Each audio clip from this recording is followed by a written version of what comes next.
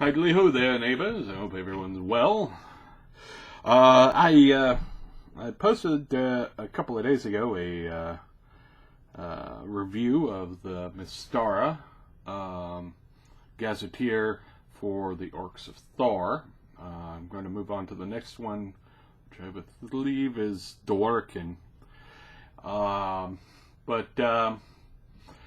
Yeah, I thought I'd do a quick check-in. I've been a little depressed lately, and part of the thing with being depressed is you forget to do things. So, that help you sort of stay productive. So, posting an update.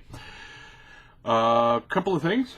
One, new season of TV has started again, and I'm checking out various things, and so I will probably have some thoughts about the new season of superhero shows. Agents of Shield. I saw that the new premiere for this season, and I like it. It sets things up nicely. I still say Shield makes a great premise for a game, like a Fate game. That would be kind of a cool Fate game where you're playing really, awesome super spy types operating in a world with superheroes. And you have to deal with, like, superpowered problems and hypertech and all that craziness, and do it in secret. I think that's a great premise for a game. Whether it's Fate or what have you, I think it's a great premise for a game. So I was reminded of that. Another one that would be an interesting premise for a game, but probably harder to, a little harder to do, I guess. Well, I don't know if it'd be harder, but so Gotham largely focuses on the two main characters are Gordon, who I guess is on his way to becoming Commissioner Gordon, and Bruce Wayne, and the people around them. And this season appears to be setting about informing you why exactly Gotham needs Batman, because it won't survive otherwise. It's wow, okay, there are a bunch of dead people. So many dead people. They're calling it the rise of the villains, and it definitely seems to be the case.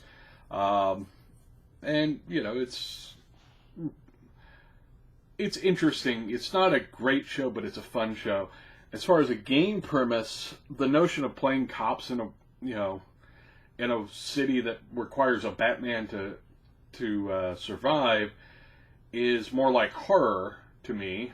I think you would want to do that as more of a horror style game than anything else, because you're constantly in over your head. The threats against you are so vastly beyond your abilities most of the time that there's just no way you can deal with it. And so I think as a game premise it might be good, but you might want to do it as more of a horror game than your typical high action adventure game.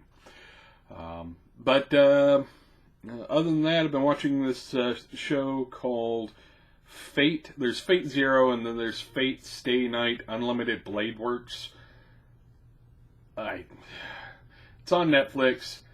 I actually like it. Again, talking about shows that make a good premise for a game. There is a competition for a Grail. The Grail will give you a wish, an unlimited wish granting device. It can do anything, theoretically. And mages compete to possess it. And the competition that they go through involves them summoning up legendary spirits of heroes to fight for them. And they have to fight until there's only one left. And then that person wins. There's a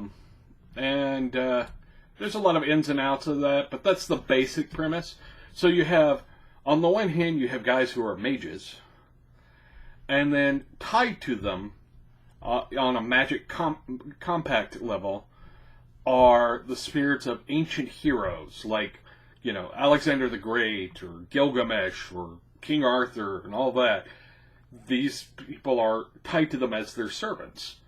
And they have these heroes fight each other to gain power. I could see this as actually a decent setup with a few alterations for a game. In some regards, it reminds me a little bit of what is the name of the game? Third Age, the one where you have icons. It's a D&D sort of derivative where you have icons. Everybody's got an icon that they follow.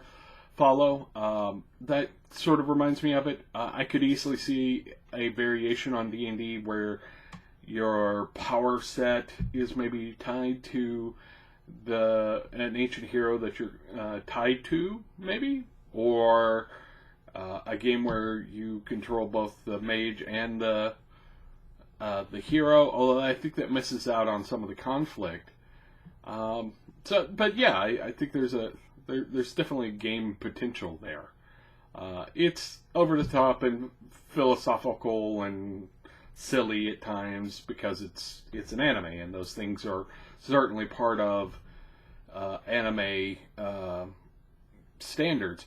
But it's an enjoyable show. I liked it. I watched the entire first show, which is Fate Zero.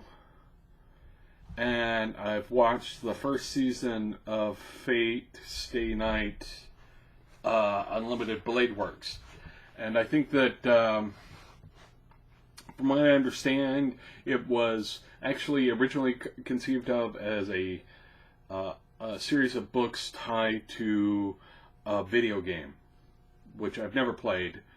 But I think there's that setup of being able to, the mages calling upon ancient heroes thing kind of has a nice ring to it. I would probably alter it if I were making it into a game, because there's a lot more, otherwise there'd be a lot more PvP for one thing, and PvP is not always desirable in a tabletop game. Just go put that out there. But anyway, those are my thoughts. Like I said, I've been a little depressed slightly, so I figured, you know what? Despite being depressed, go ahead and update, get something out there, and say hi. I'm still here. I'm still thinking about gaming stuff. I recently put up a call. I'll go ahead and say it here. I'm thinking about doing a one-shot this month, and I don't know what system to use or what to do. I mean, I could do fifth edition pretty easily. I can do Fate. I've got Savage Worlds. I've got the base rulebook for the Cortex system and the various Cortex games. The Cypher system, the Fantasy Age system. I've got a lot of different, game books. Lords of Gossamer and Shadow, which actually is a pretty easy game to sort of set up in some regards. I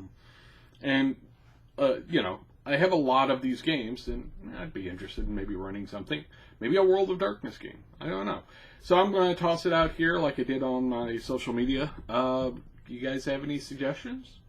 Any ideas? Any things you think I should give it a shot or give it a look? I don't know.